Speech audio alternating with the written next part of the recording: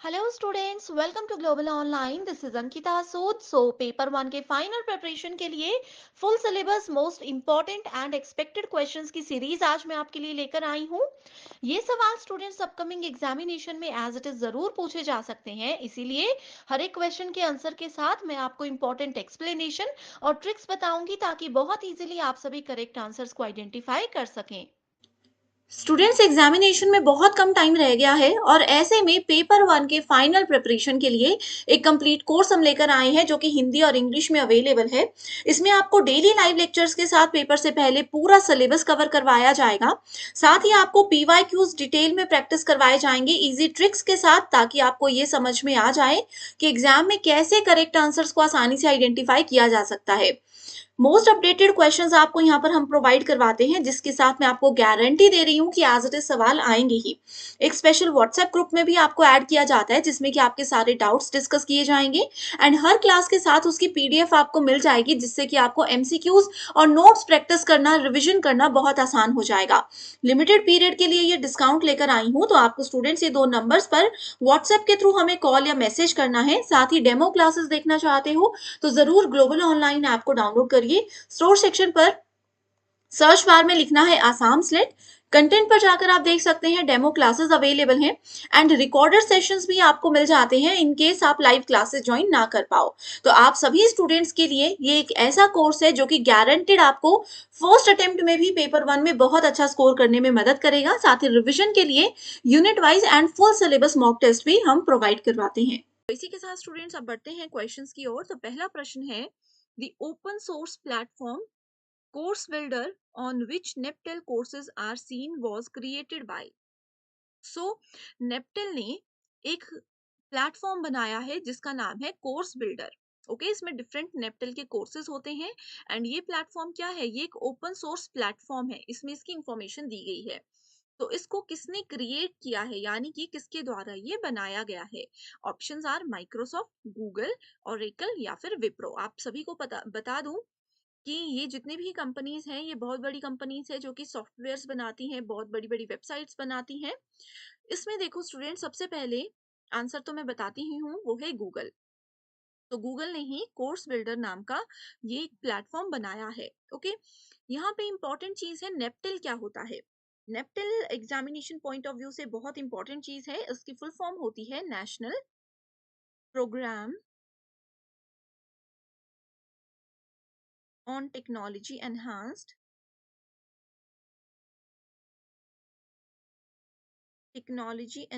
Learning. ठीक है, सो ये क्या है, ये एक प्रोजेक्ट है जो कि बॉम्बे, दिल्ली, कानपुर, खड़गपुर, इस तरह यहाँ पे जो भी हमारे बड़े बड़े इंडियन इंस्टीट्यूट ऑफ टेक्नोलॉजीज हैं उसके कोलेबोरेशन से ये बनाया गया है। ओके, अब यहाँ पे बात करते हैं ओपन सोर्स प्लेटफॉर्म्स क्या होते हैं। ये आईसीटी यूनिट का क्वेश्चन है एंड ओपन सोर्स प्लेटफॉर्म से बहुत बार पूछे जाते हैं क्वेश्चंस एग्जाम में। ठीक है, तो ओपन सोर्स प्लेटफॉर्म क्या होता है, इसमें हमें जो कोड प्रोवाइड कराया जाता है वो पब्लिक के लिए हमेशा ओपन होता है। इसका नाम ही है ओपन सोर्स प्लेटफॉर्म, यानी कि इसका कोड पब्लिक के लिए हमेशा अवेलेबल होता है, वो भी बिल्कुल फ्री ऑफ कॉस्ट। ओके, सो ये होता है ओपन सोर्स प्लेटफॉर्म। तो यहाँ पे इस क्वेश्चन का आई होप आप सभी को समझ आ गया है इंपॉर्टेंट चीजें कौन कौन सी हैं एंड इसका करेक्ट आंसर है Google. Next question is identify the correct sequence of information processing in communication।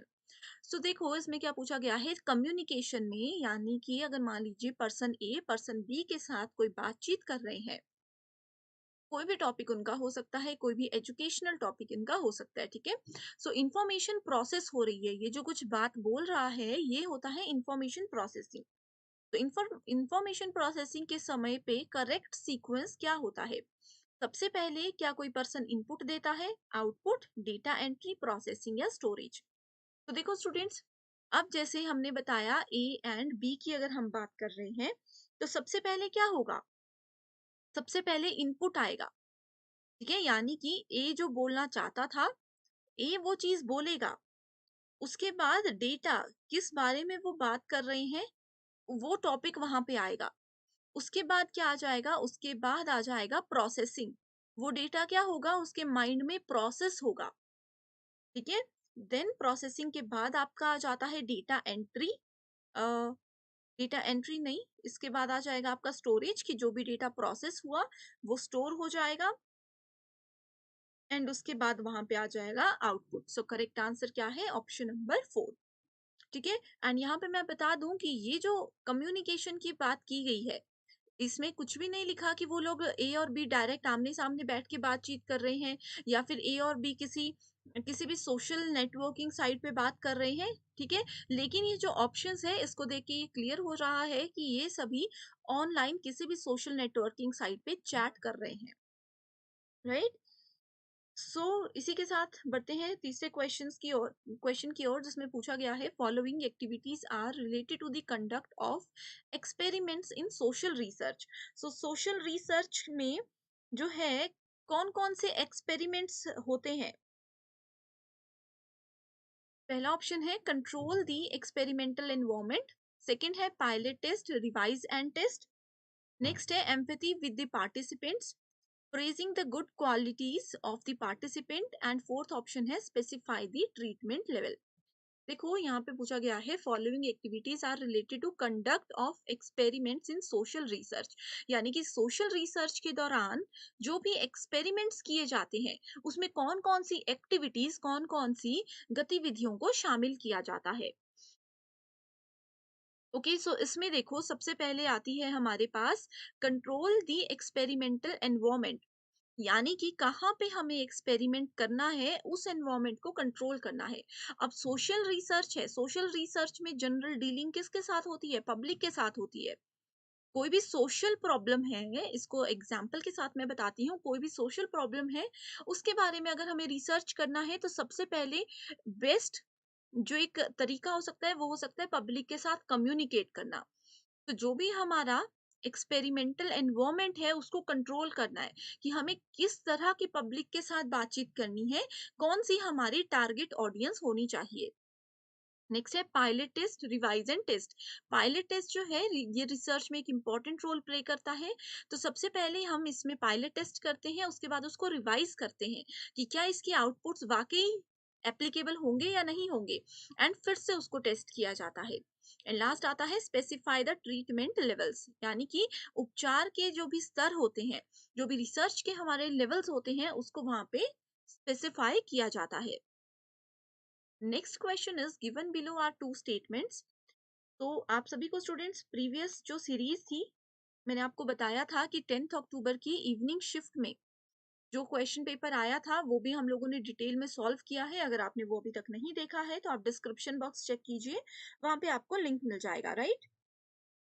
सो इसी के साथ देखते हैं स्टेटमेंट 1 में बोला गया है classical smog is forward when oxides of nitrogen combined with particular metal, especially in the summer season।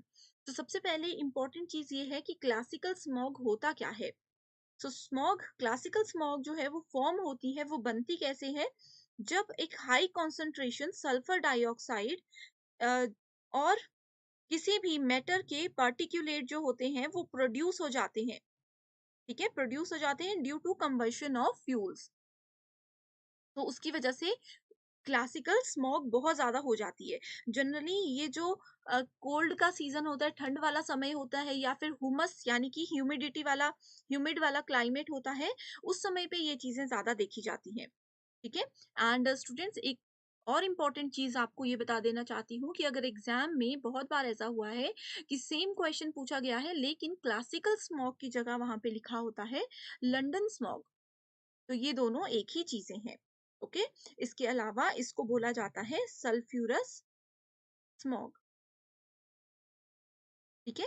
तो ये इसके डिफरेंट नाम है। इससे क्या होता है, डार्क ब्राउन कलर का एटमॉस्फेयर हो जाता है। आप लोगों ने कंट्रीज में बहुत जगह देखा होगा कि किसी भी कंट्री में, इवन इंडिया में भी धुआं धुआं सा रहता है, बहुत डार्क धुआं हो जाता है कि दिन में भी लोगों को दिखता नहीं है। तो वो क्लासिकल स्मॉग की वजह से होता है। जो बड़ी-बड़ी फैक्ट्रीज होती है, वहां से जो काला धुआं निकलता है। ओके। नेक्स्ट स्टेटमेंट है, इसमें पूछा गया है classical smog reduces atmospheric visibility to a great extent, यानी कि ये क्या करता है, एटमॉस्फेयर में एक जगह से दूसरी जगह जो देखने वाला लेवल होता है, उसको विजिबिलिटी को वो कम कर देता है, रिड्यूस कर देता है। ओके, सो स्टेटमेंट 1 बिल्कुल गलत है एंड स्टेटमेंट 2 बिल्कुल ट्रू है। जैसे मैंने आपको बताया, अगर हम लोग यहाँ पे दिल्ली की बात करें, दिल्ली में आपने देखा है कितना ज़्यादा पॉल्यूशन होता है, दिन के समय भी लोग नहीं इधर-उधर देख पाते ज़्यादा दूरी तक। यही स्टेटमेंट 2 बोलती है। Next question is again statement based question है। इसमें पूछा गया है disadvantage of interpersonal communication is the availability of immediate feedback. So यहाँ पे एक टर्म है इंटरपर्सनल कम्युनिकेशन। अब देखो, ये कम्युनिकेशन के ही एक टाइप के अंदर आता है इंटरपर्सनल। इंटरपर्सनल होता है जब एक पर्सन किसी दूसरे पर्सन से बात करता है, लेकिन बोलने वाला भी पर्सन एक ही होगा, सुनने वाला भी एक ही होगा।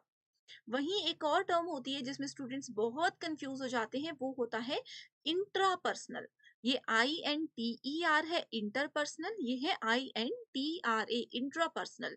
इंट्रापर्सनल होता है जो एक पर्सन अपने आप से ही बात करता है। अब इसका मतलब ये नहीं है कि ये पर्सन पागल है। ये होता है हम अगर मन में कुछ सोच रहे हैं, कई लोग शीशे के सामने कभी कुछ एक्टिंग करते हैं या बात करते हैं, ये होती हैं सारी चीजें इंट्रापर्सनल। तो इधर पूछा गया है disadvantage of interpersonal communication is the availability of immediate feedback.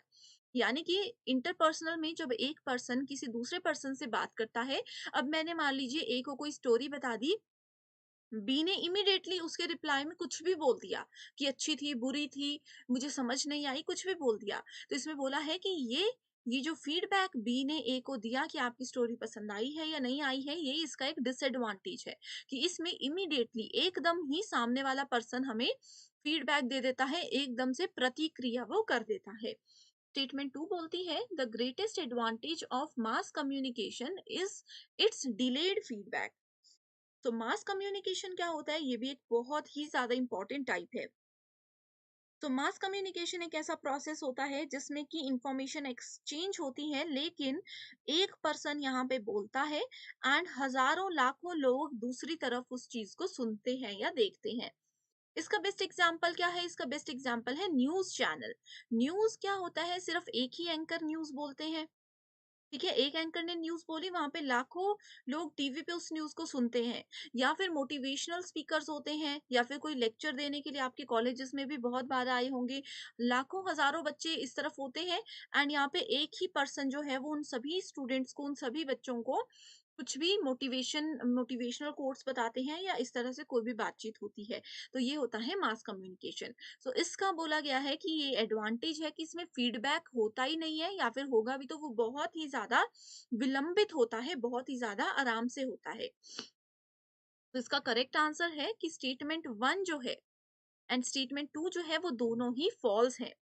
अब देखो ये फॉल्स क्यों है, क्योंकि एकदम से अब मैं आपको पढ़ा रही हूँ, आप लोगों को मैं बोलती हूँ इसी क्वेश्चन पे कि अगर आपको ये अभी तक के 5 क्वेश्चन समझ आए हैं तो आप मुझे कमेंट कर दीजिए, पसंद आए हैं, नहीं आए हैं, जो भी है कमेंट कर दीजिए।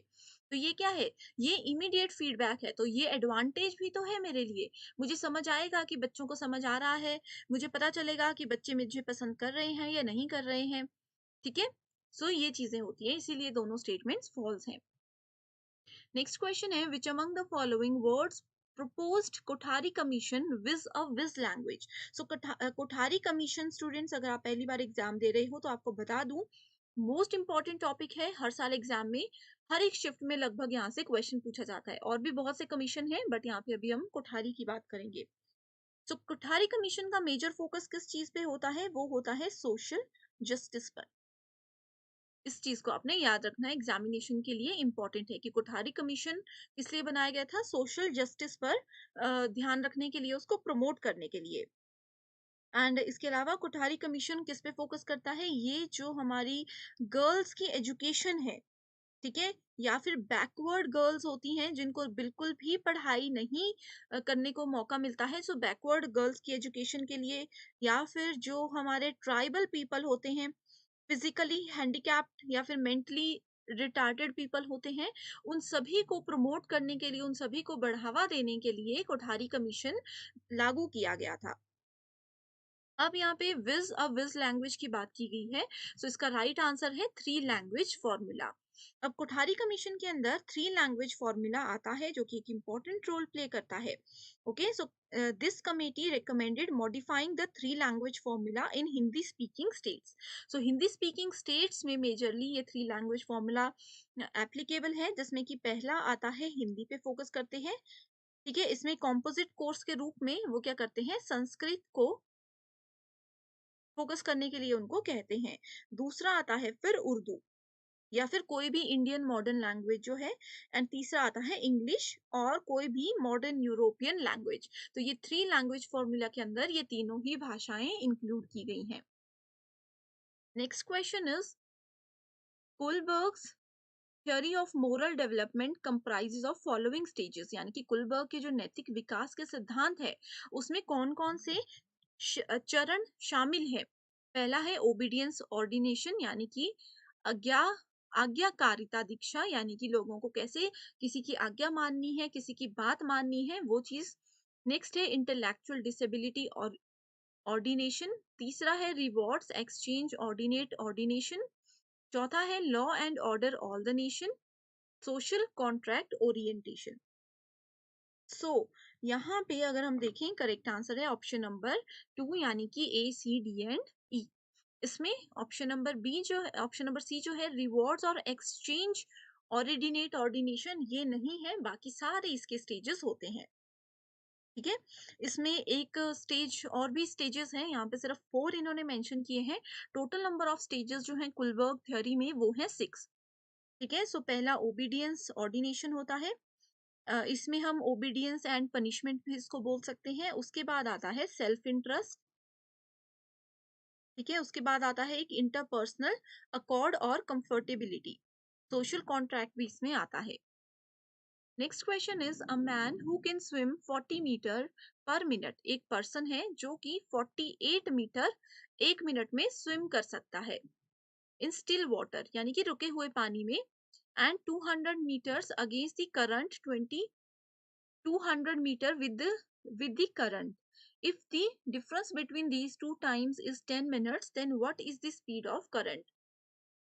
स्टूडेंट्स यहाँ पे देखो, ये क्वेश्चन जैसे कि मैंने आपको हमेशा बताया है, न्यूमेरिकल क्वेश्चंस, डीआई के क्वेश्चंस और जो हमारे पास कॉम्प्रीहेंशन है, रीडिंग कॉम्प्रीहेंशन है, उसके अलग अलग वीडियोस मैं लेकर आई हूँ, जिसमें कि हमने 2021 के सारे मैथमेटिक्स के क्वेश्चंस एंड 2022 के सारे मैथमेटिक्स के क्वेश्चंस को डिटेल में डिस्कस किया है।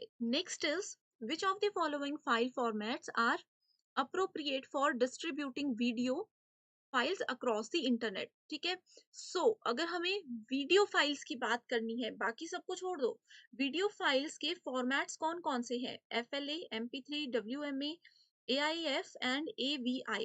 अब आप में से इन आप लोगों ने MP3 ही सुना होगा, नॉर्मल स्टूडेंट्स को यही पता होता है, लेकिन ये वीडियो नहीं, ये हमारा ऑडियो यानी कि म्यूजिक फाइल की एक्सटेंशन है। वीडियो फाइल की एक्सटेंशन होती है MP4, जो कि ऑप्शन यहाँ पे नहीं है। ठीक है, सो इसका राइट आंसर है ए एंड ई। डायरेक्टली आप लोग आंसर याद रख लीजिए, ए एंड ई। FLA, जैसे मान लीजिए कोई फाइल है song.FLA, इसका मतलब है वो वीडियो फाइल है। song.AVI वो वीडियो फाइल है। ठीक है, अब जैसे आपके लैपटॉप में, आपके मोबाइल में, व्हाट्सएप पे आपको वीडियोस आती होंगी, उसकी प्रॉपर्टीज में जाकर देखो, वहां पे उसका बहुत लंबा सा नाम लिखा होगा, डॉट करके MP4 लिखा होगा। तो ये क्या है, ये बताता है कि ये वीडियो फाइल है। इसके अलावा और भी काफी सारे वीडियो फाइल के फॉर्मेट्स होते हैं, वो आप लिख लीजिए। एक होता है MOV, एक होता है AVI जो कि मैं बता चुकी हूँ यहाँ पे आपको, एक होता है MKV, OGG, MXF, ये सारे वीडियो फाइल फॉर्मेट्स होते हैं। नेक्स्ट क्वेश्चन है मैच द फॉलोइंग से रिलेटेड, दो लिस्ट हैं, एक मीडियम है, दूसरा यूजर व्हीकल है। सो इसमें पहला है newspaper, radio, television, film. So film देखो स्टूडेंट्स, फिल्म के लिए क्या यूज होता है, कैमरा यूज होता है, एंड URSA मिनी प्रो जो है, ये एक कैमरा है, इसका ही नेम है। अब बहुत से स्टूडेंट्स को ये चीजें नहीं पता होती क्योंकि बहुत एडवांस आ जाती हैं। NTA इस तरह के क्वेश्चंस अब पूछता है, तो इसके लिए आप लोगों को लेटेस्ट टेक्नोलॉजी का भी थोड़ा पता होना चाहिए। ठीक है, तो फिल्म यानी कि कैमरा एंड कैमरे का नाम है URSA मिनी प्रो। उसके बाद न्यूज़पेपर, न्यूज़पेपर आ जाएगा आपका रबर प्लेट से, ये भी एक टेक्नोलॉजी का नाम है। रेडियो की अगर हम बात करें तो रेडियो में आता है आपका इलेक्ट्रोमैग्नेटिक वेव्स। आपको पता है कि रेडियो क्या होता है, सिग्नल्स के थ्रू हम तक आवाज पहुंचाता है, तो वो सिग्नल्स क्या होती हैं, वो वेव्स होती हैं, वेव्स के थ्रू आवाज आती है। टेलीविजन सैटेलाइट डिश आप सभी के घर में होंगी, जो कि टेलीविजन हम देखते हैं। तो करेक्ट आंसर है यहाँ पे option number 1। Next question is, in ancient Indian education system, learners were given training in following occupation in the field of, ठीक है। सो एंशियंट इंडियन एजुकेशन जो होती है, यानी कि पुराने जमाने की जो पढ़ाई का तरीका होता है, उसमें कैसे होती थी, उसमें गुरुकुल होते थे, ठीक है, मंदिर होते थे, पाठशाला होती थी, या फिर घर में लोगों को पढ़ाया जाता था, या फिर टोल्स होते थे, जैसे गुरुकुल्स होते हैं वैसे टोल्स होते थे, ठीक है। सो इंडियन एजुकेशन जो एंशियंट टाइम पे थी, तो उसमें ट्रेनिंग जो होती थी इन फॉलोइंग ऑक्यूपेशन, सो किस किस फील्ड में वहां पे ट्रेनिंग उनको दी जाती थी? Architecture, animal husbandry, agriculture, administration, या फिर डेयरी फार्मिंग। यहाँ पे देखें, अगर उस जमाने में होता था, एक तो आर्किटेक्चर होता था, क्योंकि जब लोग घर बनाते थे, झोंपड़ियां बनाते थे, गुरुकुल बनते थे, तो उन लोगों को वो चीजें सिखाई जाती थी कि कैसे ये बनने चाहिए। उसके बाद आता है फिर एनिमल हस्बेंड्री, पशुपालन, क्योंकि उस समय हर एक घर में पशु हुआ करते थे, तो वो पशुपालन भी सभी को सिखाया जाता था। जीवन जीने के लिए वो लोग कृषि करते थे, एग्रीकल्चर, इसलिए उनको सिखाया जाता था, ठीक है। एंड उसके बाद डेयरी फार्मिंग, यानी कि डेयरी आप सभी को पता होगा, दूध से रिलेटेड चीजें, वो सब चीजें भी सिखाई जाती थी। एडमिनिस्ट्रेशन यानी कि प्रशासन नहीं होता था, ये बहुत ही इजी क्वेश्चन है। So A, B, C and E, right answer is option number 3।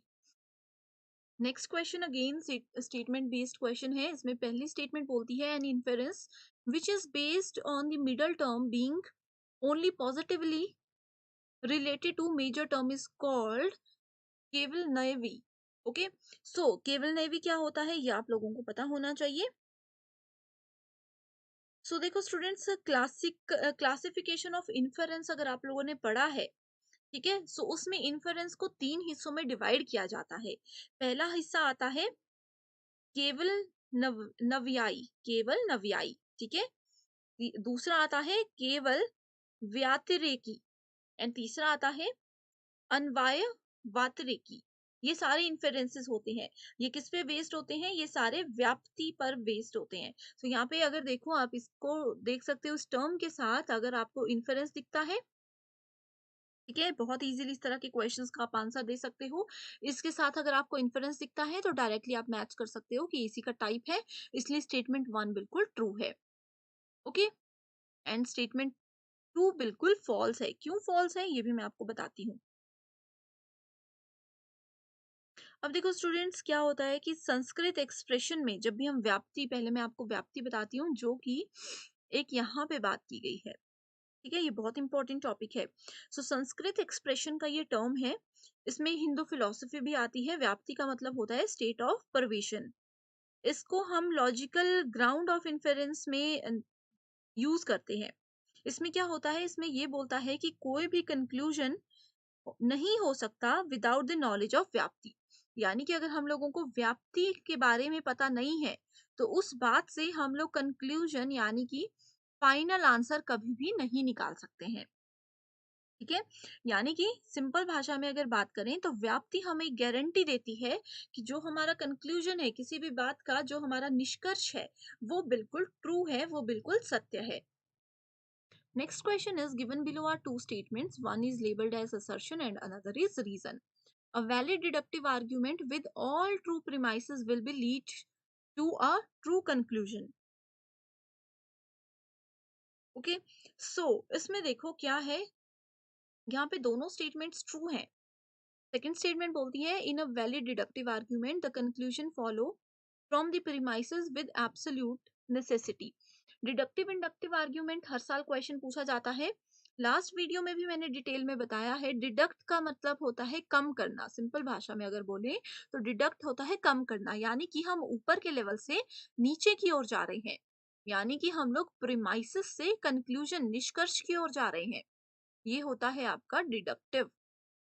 वैसे ही इंडक्टिव में क्या होता है, हम नीचे से ऊपर की ओर जाते हैं, यानी कि कंक्लूजन हमने पहले निकाल दिया, किसी बात का निष्कर्ष हमने निकाल दिया, उसके बाद हम बोलते हैं कि अच्छा निष्कर्ष तो सही था, कहानी क्या हो सकती है। यहाँ पे हमने पहले कहानी सुनी, उसके बाद बोला कि अच्छा कहानी को सुन के लगता है कि ये निष्कर्ष हो सकता है। सो इस हिसाब से यहाँ पे दोनों स्टेटमेंट्स जो हैं वो एज इट इज ट्रू हैं, बट इसकी एक्सप्लेनेशन ये नहीं है। यहाँ पे स्टूडेंट्स थोड़ी सी मिस्टेक है। रीजन जो है वो बिल्कुल इस स्टेटमेंट को सेटिस्फाई करता है, तो यहाँ से आप लोग नॉट को हटा दीजिएगा, ठीक है। नेक्स्ट क्वेश्चन है, which of the following are true with regard to mass communication. Mass communication मैंने आप लोगों को बता दिया, एक पर्सन बहुत ज्यादा लोगों को, हजारों लाखों लोगों को एक साथ कोई मैसेज देता है, that is called mass communication. Messages are prepared by non professionals, यानी कि गैर पेशेवरों के द्वारा ये तैयार किया जाता है। Messages are prepared by professionals. Messages are rapidly disseminated. Messages are supposed to be understood. Media audiences are homogeneous. तो करेक्ट आंसर क्या है, B C and D. B C and D, वो तो पता ही था, यहाँ पे लिखा है नॉन प्रोफेशनल्स, यहाँ पे लिखा है प्रोफेशनल्स, तो जहां पे भी ए और बी ऑप्शन साथ में थे उसको तो हम पहले ही रिजेक्ट कर चुके थे, है ना। सो मास कम्युनिकेशन ये होता है। Next question is, given below are two statements, assertion reason based statements है। यहाँ पे असर्शन बोलती है sound is non eternal because it is caused, यानी कि ध्वनि जो है वो कॉज नहीं, इसको हम सुन नहीं सकते, शाश्वत नहीं है ये, ठीक है। इसमें लिखा है देखो, यहाँ पे ध्वनि शाश्वत नहीं है क्योंकि यह एक कारण है। The middle term does not prove the eternality of sound but it is a non eternity. So यहाँ पे देखो, इटर्निटी का मतलब क्या होता है, इटर्नैलिटी है ये, ठीक है। इटर्नैलिटी का मतलब होता है चेंज करना किसी चीज को, कोई फाइनाइट चीजें हैं, इरेगुलर चीजें हैं, मॉर्टल चीजें हैं, ये सारी उसके अंदर आ जाती हैं, ठीक है। इटर्नल चीजों के अंदर आ जाती है जो कि बहुत लंबे समय तक चल सकती है। तो इसीलिए बोला गया है कि साउंड जो है वो लंबे समय तक नहीं चल सकता, नॉन इटर्नल है क्योंकि वो कॉज्ड है। सो इसका राइट आंसर क्या है, दोनों ही स्टेटमेंट्स बिल्कुल ट्रू है, ठीक है। And A is the correct explanation of, sorry, R is the correct explanation of A। तो यहाँ पे स्टूडेंट थोड़ी सी टाइपिंग मिस्टेक हो चुकी है, आप इसको देख सकते हो, यहाँ से आपको नॉट को रिमूव कर देना है, ओके। okay? साथ स्टूडेंट्स बढ़ते हैं अपने क्वेश्चंस की ओर, जिसमें कि हमारा ये 16th क्वेश्चन है। प्रीवियस 15 क्वेश्चंस हम पुराने पार्ट 1 में देख चुके हैं। विच of the following formal फैलेसीज is committed in given argument. तो यहाँ पे देखो, हम लोगों के पास एक आर्ग्यूमेंट गिवन है, हमें बताना है कि इस आर्ग्यूमेंट में कौन सी फॉर्मल फैलेसी इंक्लूड की गई है। तो आर्ग्यूमेंट क्या बोलता है, ऑल स्नेक्स आर रेप्टाइल्स, यानी कि हर एक सांप सरीसृप है। Some snakes are poisonous creatures, यानी कि कुछ सांप जहरीले जीव होते हैं। Therefore all poisonous creatures are reptiles, इसीलिए सभी जहरीले जीव जो हैं वो सरीसृप होते हैं। अब देखो, सबसे पहले स्टूडेंट्स इसके आंसर पे जाने से पहले आपको पता होना चाहिए कि फॉर्मल फैलेसी क्या होती है। तो फॉर्मल फैलेसी एक डिडक्टिव, आप लोगों को मैंने बताया है कि डिडक्टिव आर्ग्यूमेंट का ही एक ये टाइप होती है, जिसमें कि इनवैलिड इन्फेरेंस के पैटर्न को फॉलो किया जाता है। एंड जनरली फॉर्मल फैलेसी के 5 टाइप्स होते हैं, जो कि आपको पता होना बहुत जरूरी है। मैं नाम बता देती हूँ, डिटेल डिस्कशन हम नेक्स्ट वीडियो में करेंगे, ठीक है। तो इसमें पहला आता है आपके पास appeal to the people. Second type है, एग्जामिनेशन पॉइंट ऑफ व्यू से बहुत ही ज्यादा इंपॉर्टेंट है, वो है एड होमिनम। थर्ड टाइप आ जाता है हमारे पास begging the question. Fourth type आ जाएगा slippery slope. And fifth type आ जाता है हमारे पास नेचुरलिस्टिक फैलेसी, ठीक है। सो ये 5 टाइप्स हैं जो कि फॉर्मल फैलेसी के अंदर आते हैं। अब इस आर्ग्यूमेंट में अगर मैं आप लोगों को बताऊं तो ये है fallacy of illicit process of major term. ये स्टेटमेंट क्यों करेक्ट है, उसके लिए आपको एलिसिट प्रोसेस के बारे में या फिर फैलेसी ऑफ एलिसिट के बारे में पता होना चाहिए। तो इलिसिट माइनर क्या होता है, एक फॉर्मल फैलेसी होती है यहाँ पे, लेकिन हम लोग किसकी बात कर रहे हैं, मेजर की पहले बात कर रहे हैं, ठीक है। लेकिन आंसर जो है ये माइनर है, क्यों, क्योंकि फैलेसी ऑफ इलिसिट जो है वो डायरेक्टली माइनर टर्म से ही रिलेट करता है, इसका मेजर टर्म से कोई लेना देना नहीं होता, ठीक है। तो ये एक फॉर्मल फैलेसी है, committed in a categorical syllogism that is invalid. एक ऐसा कैटेगोरिकल सिलोजिज्म होता है जो कि हमेशा क्या रहता है, इनवैलिड रहता है, बिकॉज इट्स माइनर टर्म, इसमें जो माइनर टर्म हम यूज कर रहे हैं ये क्या होती है, अनडिस्ट्रीब्यूटेड होती है। ओके, सो यहाँ पे आंसर है ऑप्शन नंबर 2। नेक्स्ट क्वेश्चन में पूछा गया है, identify the correct arrangement of following different types of computer networks in the descending order of their geographical area coverage। तो 3 तरह के नेटवर्क्स के नाम यहाँ पे गिवन है, हमें बताना है कि कौन सा इनमें से करेक्ट है, सीक्वेंस कौन सा करेक्ट है। देखो अवरोही क्रम हमें यहाँ पे बताना है, यानी कि सबसे पहले क्या आ जाएगा, सबसे पहले आ जाएगा सबसे बड़ा नेटवर्क। तो सबसे बड़ा नेटवर्क होता है वैन, जिसको बोला जाता है वाइड एरिया नेटवर्क। जो हम लोग इंटरनेट यूज करते हैं ये वैन का एक अच्छा एग्जाम्पल है। अब आप चाहे किसी भी स्टेट में हो, किसी भी सिटी में हो, किसी भी कंट्री में हो, आप लोग इंटरनेट को यूज कर सकते हो, तो वो वाइड एरिया नेटवर्क का एग्जाम्पल है। ठीक है, तो सबसे पहले आ जाएगा ऑप्शन बी, इस अकॉर्डिंग हम ये दोनों ऑप्शंस को डिलीट कर देंगे। फिर वैन के बाद आता है मैन, इसका मतलब होता है मेट्रो पॉलिटन एरिया नेटवर्क। ये क्या होता है, जैसे आप लोगों के सिटी में आपने केबल ऑपरेटर्स देखे होंगे, वो क्या करते हैं, आप लोगों को केबल की फैसिलिटी प्रोवाइड कराते हैं। ठीक है, सो इसके बाद आ जाएगा बी के बाद ए आ जाएगा, ए के बाद सी आ जाएगा। सी का मतलब है local area network. Local area यानी कि सिर्फ एक ही बिल्डिंग में इसमें हम नेटवर्क के थ्रू कंप्यूटर्स को जोड़ सकते हैं। सो करेक्ट आंसर क्या हो जाएगा, ऑप्शन नंबर 3। अगला क्वेश्चन है, which among the following is a valid criticism of experimental method in social sciences. तो आप लोगों को experimental method in social sciences यानी कि सामाजिक विज्ञानों में प्रायोगिक पद्धति के बारे में पता होना बहुत जरूरी है। ठीक है, तो जितने भी एक्सपेरिमेंटल मेथड्स होते हैं यानी कि प्रायोगिक पद्धतियां होती हैं, ये मैनिपुलेशन करती हैं एक वेरिएबल को, जिससे कि वो दूसरे वेरिएबल को चेंज कर सके। ठीक है, इसकी सिंपल सी डेफिनेशन ही आप लोग याद रख लीजिए, इसको ज्यादा डिटेल में जाने की जरूरत नहीं है। तो इसका करेक्ट आंसर है artificiality of laboratory condition। Next question is, given below are two statements in respect of computers, statement 1 and 2। statement 1 बोलती है DVD ROM is an optional storage media and it can be written many times। तो DVD ROM क्या होता है, DVD, इसकी full form मैं आप लोगों को प्रीवियस उसमें भी बता चुकी हूँ। एंड स्टूडेंट्स ये मैंने आप लोगों को दे दिया होमवर्क क्वेश्चन। ठीक है, इसका आंसर आप लोग मुझे कमेंट करके जरूर बताइएगा। इसमें बोला गया है कि डीवीडी रोम एक ऑप्शनल स्टोरेज मीडिया होता है जिसमें कि हम एक ही चीज को, मतलब एक बार कुछ उसमें गाने डाल दिए, वीडियो डाल दिए, उसको डिलीट करके दूसरी बार कुछ और अपलोड कर सकते हैं। एंड सेकंड स्टेटमेंट बोलती है, software is loaded into secondary storage from RAM and it is then executed by CPU.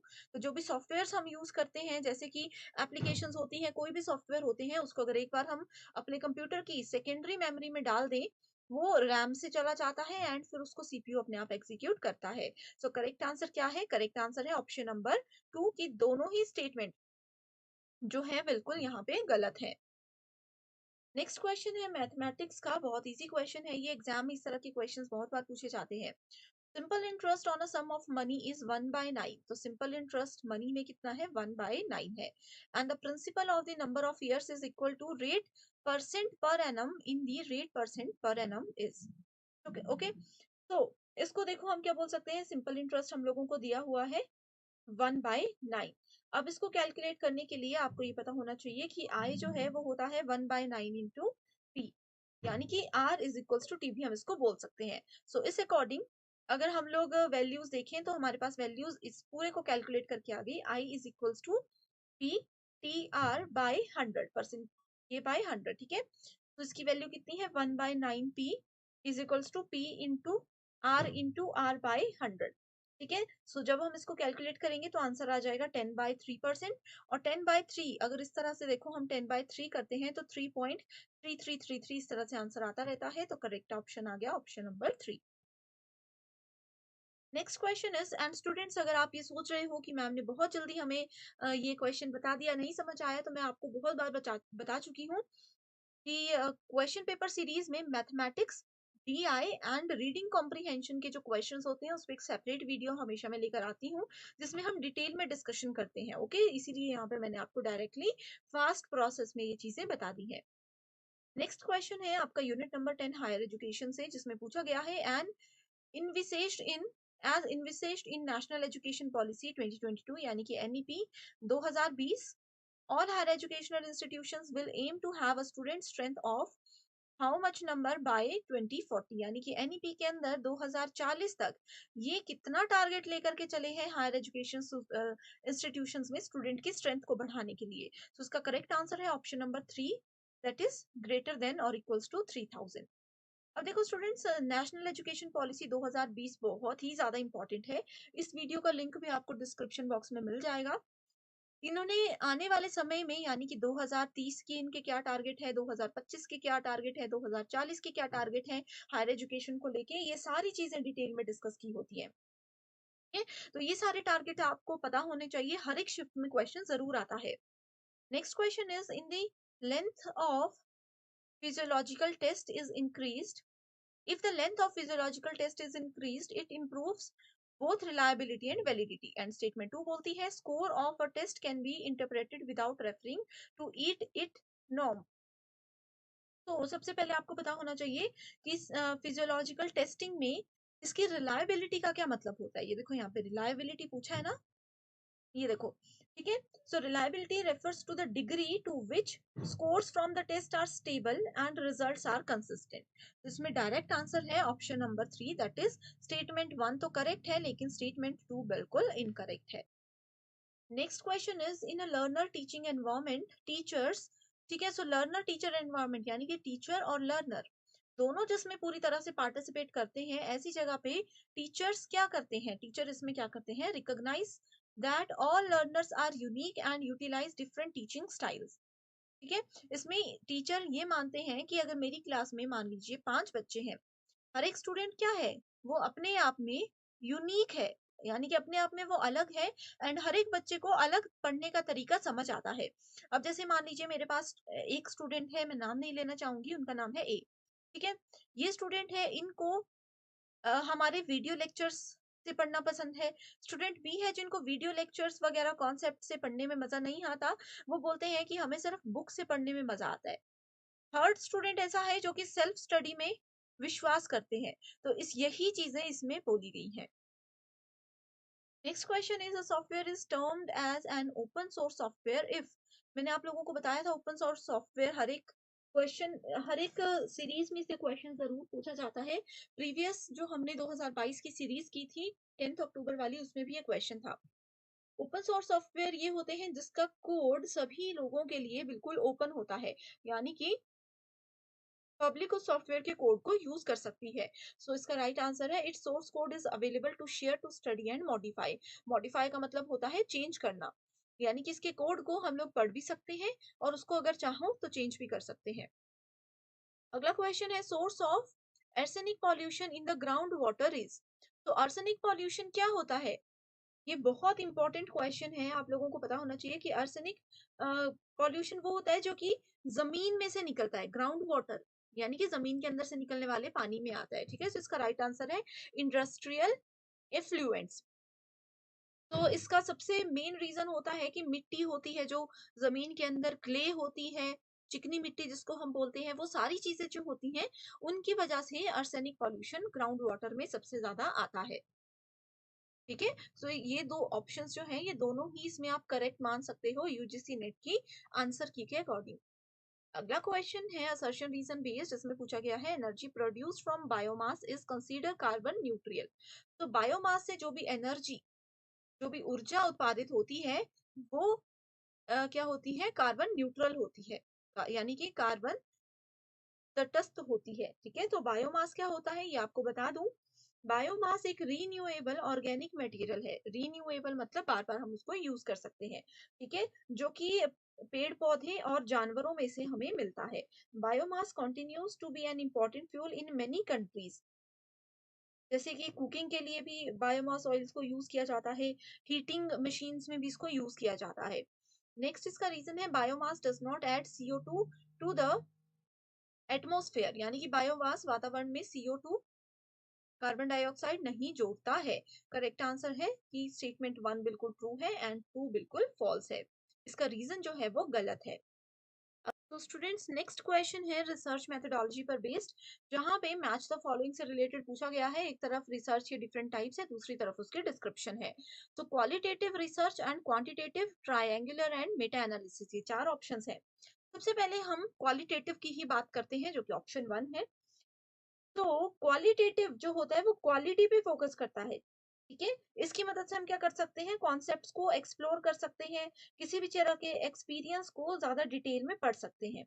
Okay, and qualitative research, इसका एक टर्म याद रख लीजिए कि क्वालिटेटिव रिसर्च जो है वो वर्ड्स यानी कि शब्द और मीनिंग यानी कि उसके अर्थों के साथ जुड़ा हुआ होता है। क्वांटिटेटिव किससे जुड़ा होता है, ये नंबर नंबर और स्टैटिस्टिक्स जो होती हैं, सिंपल आप नंबर याद रख सकते हो, उससे जुड़ा होता है। ठीक है, उसके बाद हम ट्रायंगुलेशन फाइंडिंग्स की बात करते हैं।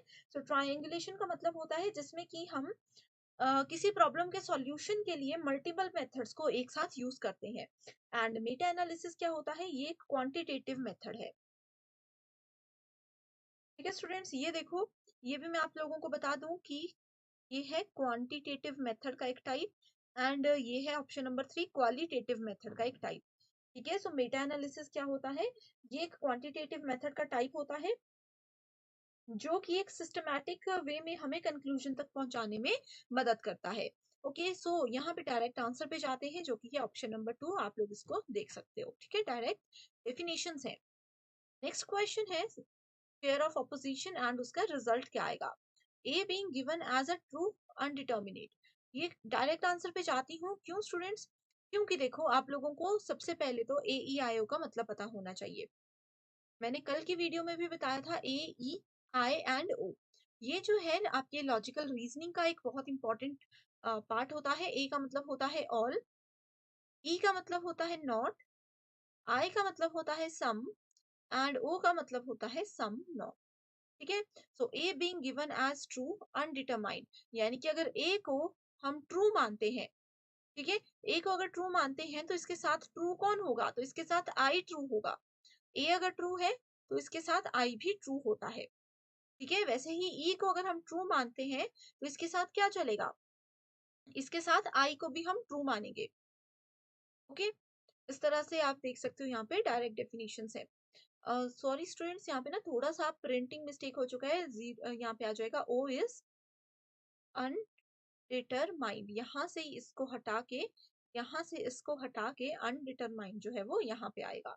ओके, तो इस तरह से ये क्वेश्चन बन गया कि A being given as true, 1 second, कि अगर हम लोग ए को ट्रू मानकर चलते हैं तो उसके डायरेक्ट में हम किसको यूज कर सकते हैं, उसके डायरेक्ट में हम बोलेंगे कि आई भी ट्रू है। सिमिलरली ई को अगर हम ट्रू मान के चलते हैं तो क्या होगा, तो आई को हम फॉल्स मानेंगे। इस तरह से ए ई आई ओ, अगर ये ट्रू है तो ये फॉल्स होगा, अगर ये फॉल्स होता तो ये ट्रू होता। इसमें भी एक सेपरेट वीडियो है, आप मेरे नाम से, अंकिता सूद के नाम से एक प्लेलिस्ट चेक कर सकते हो हमारी इसी यूट्यूब चैनल पर। नेक्स्ट क्वेश्चन है in the context of vocational education the organisation NSTC is, NSTC का फुल फॉर्म, ये क्वेश्चन प्रीवियस शिफ्ट में भी आया था, इसका फुल फॉर्म है नेशनल स्किल डेवलपमेंट कॉर्पोरेशन। ठीक है, सो ये क्या है, एक स्किल डेवलपमेंट कैटलिस्ट है, ये एक स्किल डेवलपमेंट कॉर्पोरेशन है, ये जो कि फंड प्रोवाइड कराती है बड़ी बड़ी कंपनीज को, ऑर्गेनाइजेशंस को, ताकि वो उनके अंदर जो भी लोग हैं उनको स्किल ट्रेनिंग दे सकें। लास्ट क्वेश्चन है, ये direct child development and features है, ये टीचिंग एप्टीट्यूड का क्वेश्चन है। Clicks, crowds, identity and moratorium. ठीक है, डायरेक्ट डेफिनेशंस है, यहाँ पे देखो कुछ भी नहीं दिया गया है। जब भी हम लोग क्लिक्स की बात करते हैं तो वो क्या होता है, स्मॉल ग्रुप्स की हम यहाँ पे बात कर रहे हैं। इसमें तो इन्होंने स्मॉल फ्रेंडशिप बेस्ड ग्रुप्स लिख दिया, डायरेक्टली स्मॉल ग्रुप्स है तो वो क्लिक्स होते हैं। क्राउड्स क्या होते हैं, क्राउड्स होते हैं लेस इंटीमेट मोर लूजली ऑर्गेनाइज्ड ग्रुप्स। ठीक है, एंड उसके बाद आता है हमारे पास आइडेंटिटी, आइडेंटिटी होती है generally sense of one self alone with all their beliefs, emotions and attributes. And next आता है moratorium, moratorium है exploration with a delay in commitment to personal and occupational choices. ठीक है, तो इसका आंसर मैंने आपको बता दिया। इस तरह का क्वेश्चन मैं डिटेल में क्यों नहीं बता रही हूँ, क्योंकि ये बहुत रेयर क्वेश्चंस हैं, थोड़ी बहुत किसी एक आधी शिफ्ट में पूछा जाता है, अदरवाइज इस पे ज्यादा फोकस नहीं किया जाता। ओके, पेपर 2 के फाइनल रिवीजन के लिए एक स्टडी मटेरियल हम लेकर आए हैं जिसमें आपको full syllabus updated notes and MCQs मिलेंगे। एमसीक्यूज के साथ स्टूडेंट्स यहाँ पर आपको आपके स्टेट और अदर स्टेट्स के पीवाईक्यूज भी हम प्रोवाइड करवाते हैं। एंड ये सारा कंटेंट पीडीएफ की हेल्प से मिलेगा जो कि ना सिर्फ एग्जामिनेशन बल्कि इसके बाद होने वाले इंटरव्यू को क्वालिफाई करने में भी आपको हेल्प करेगा। तो ये जो भी सब्जेक्ट्स आपके सामने हैं आपको इनके फाइल्स का एक्सेस मिल सकता है। इसके लिए गिवन नंबर्स पर आपको व्हाट्सएप के थ्रू कांटेक्ट करना है और पूरी जानकारी मिल जाएगी। तो आज के लिए सिर्फ इतना ही था स्टूडेंट्स। आई होप आपको ये वीडियो पसंद आई है। तो thank you so much for watching this and I wish you all the very best.